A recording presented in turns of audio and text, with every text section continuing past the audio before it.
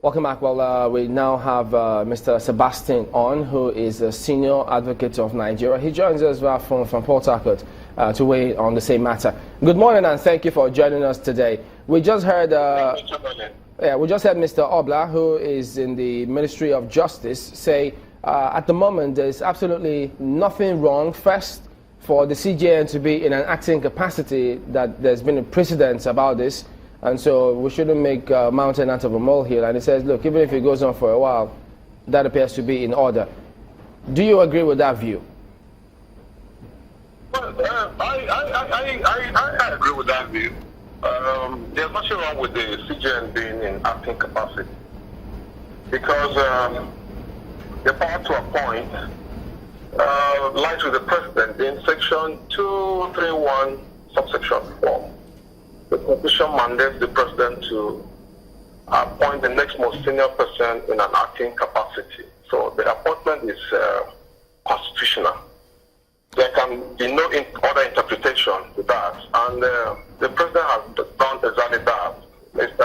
Honorable Justice Ologun is the acting Chief Justice of Nigeria at this moment. Okay, will there be anything wrong if by Friday, when the 3 months lapses, we'll still have him in an acting capacity?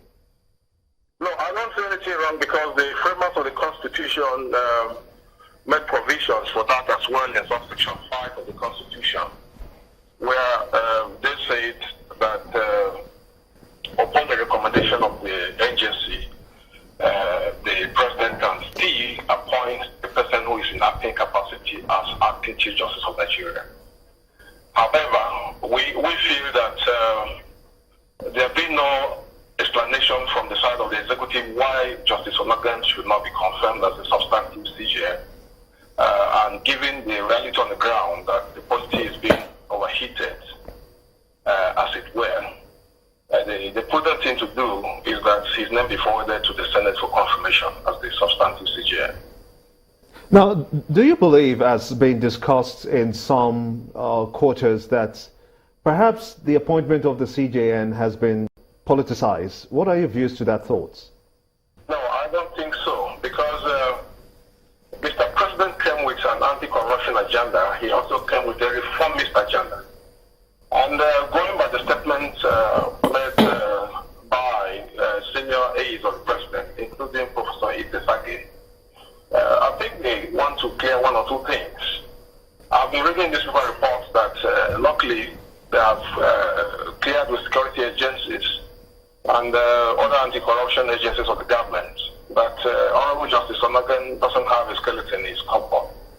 I think it's quite legitimate for the executive to also insist that the person they're appointing as the Chief Justice of Nigeria is a clean person, so as to put the judiciary on a clean pedestal to discharge justice to the public, members of the public. Perhaps this is the major problem that this appointment is facing, that of alleged misconduct, or call it if you will, please. Does that in any way raises questions about his integrity? No, I think, he has been on the bench for long. He has been on the bench for, I think, to the best of my knowledge, up to 30 years or so. And for them to clear him to become the CJN, they need to do a very thorough job. Not necessarily because he has certain things that the security agents or agencies find it difficult to unravel or find it difficult to reconcile. It's because they need to present a personality who has the spotlessness of an angel, so to speak, given our present circumstances. So I think they have been applying the tooth comb to try to brush up his files, look at his past, and other cognate factors to be able to arrive at a convincing conclusion. My only worry is that the executive have kept quiet till now. It is now that they're trying to give us a glimpse into their thoughts.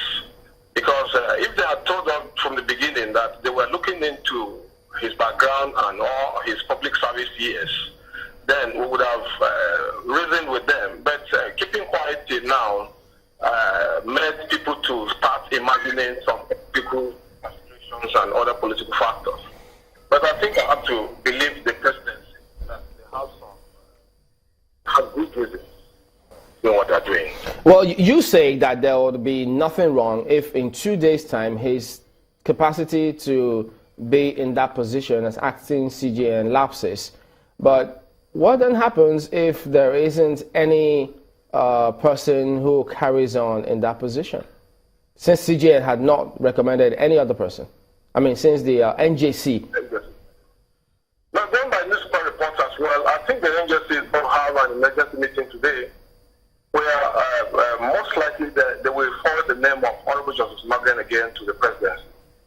I do think that the major players are aware that there shouldn't be indeed a vacuum in the exalted seat of the Chief Justice of Nigeria. So I think the NJC is also waking up to its responsibility going by press reports. And the presidency is also aware of possible chaotic outcome of there being no substantive or at least an acting CJN. So I think the two arms of government understand this, and based on press reports, they are working around the clock to ensure that that does not happen. To that extent, I believe there will be no vacuum. And in any case, between now and Friday, there's nothing wrong with the presidency sending Honorable Justice Morgan's name to the Senate. I gladdened my heart this morning when I read it this day online, and it was reported exclusively that his name has actually been sent to the Senate for confirmation. So if the Senate don't get to see it, because I mean, I'm not sure they're sitting, as the Senate spokesperson tells us, until somewhat after the 27th or 28th, by that time, his tenure as acting CJN would have lapsed. So if the Senate don't get to confirm him at that time, what kind of situation will we be having? Section 231 subsection 5 of the Constitution of that. The agency will see it as it's being reported, and then will send his name again for to the presidency for appointment as acting CJN. So he will now be sitting as acting. He will now be acting as the Chief Justice of Nigeria, while the Senate will now deeply consider his own nomination as substantive CJN. So there will be a seamless transition of position of things. I do not think there will be any problem if what I'm reading from the press is true.